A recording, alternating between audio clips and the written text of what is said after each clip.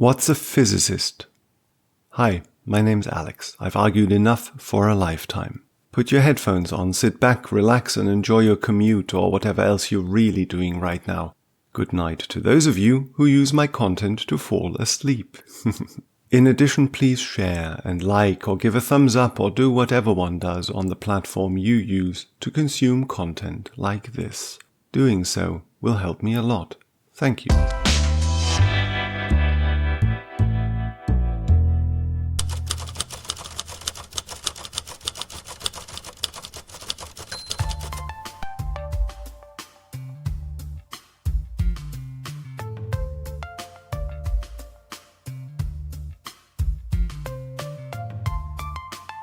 It's a weird question. What's a physicist? After all, I am one. A physicist. I have all the papers to prove it. I should know. But I don't know. I just have an inkling as to what a physicist could be. So, where do we begin? Consider the following line of questions and answers. 1. What makes a car move? The motor inside. 2. How does the motor help? It releases energy, which is bound in chemical elements and used to propel the whole car forward, or backward, as it were. 3.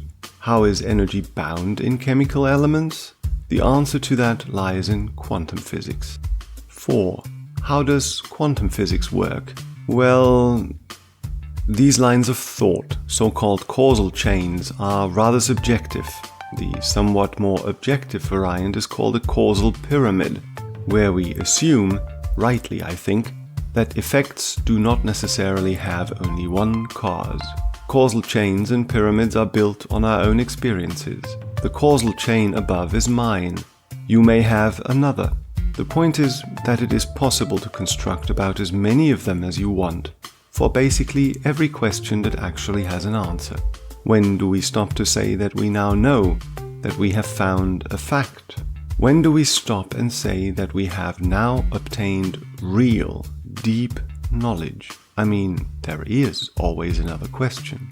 On the other hand, if we ask people about physics, the prevalent impression seems to be that physics is just about that. Knowledge, knowledge, knowledge. Facts, facts, facts. Hard science. One of the inherent obstacles in learning and teaching physics today is the transition every student has to undergo away from fact-laden school physics to approximative university physics, where knowledge is a relative word. Strangely, I know of physicists who think it is all about facts. A few years ago, someone who worked in applied physics then accompanied me on one of my lecture tours.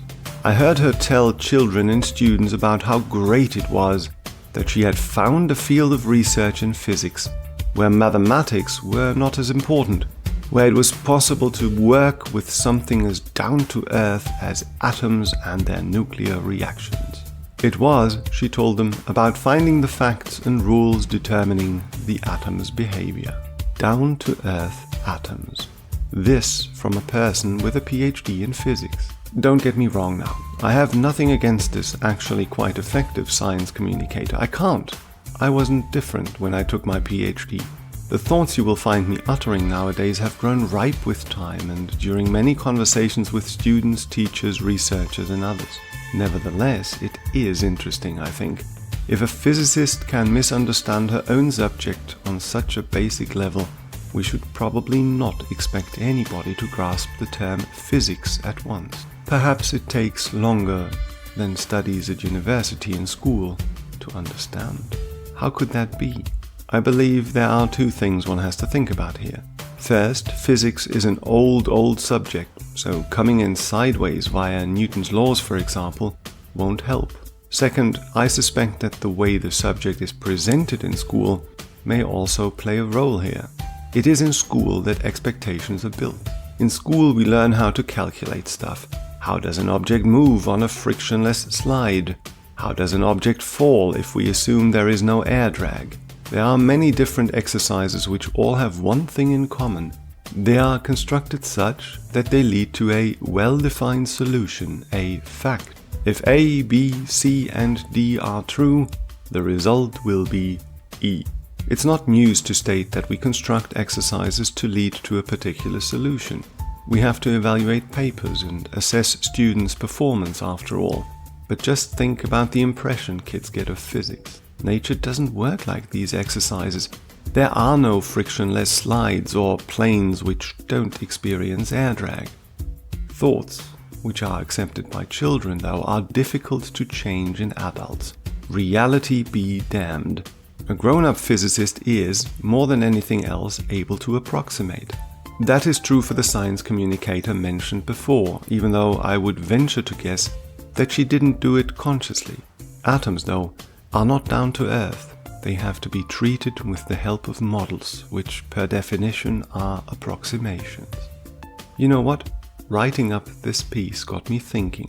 If we no longer assume that physicists are conscious of every aspect of their subject at all times, it may just be possible to define what a physicist is, since one thing is rather certain. We are researchers who use approximative mathematics to describe nature. Since causal chains and pyramids are subjective, we disagree, for the most part, deeply with each other on how things in nature are. We are skeptical towards other people's work, yet we are not denying the validity of other researchers' work. We talk and talk properly. The result of this is agreement at the end. If we just examine her enough, nature will reveal her secrets sooner or later. Physics isn't about gaining knowledge, and for sure not about being right. It's about minimizing your ignorance, one question at a time. That's it, really.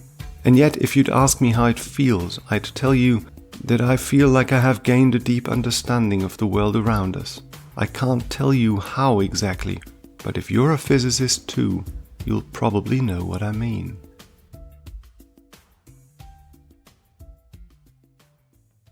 Thanks for staying with me to the end. Join me on socials and YouTube, or check out kindnessthrough knowledge.com to book a presentation.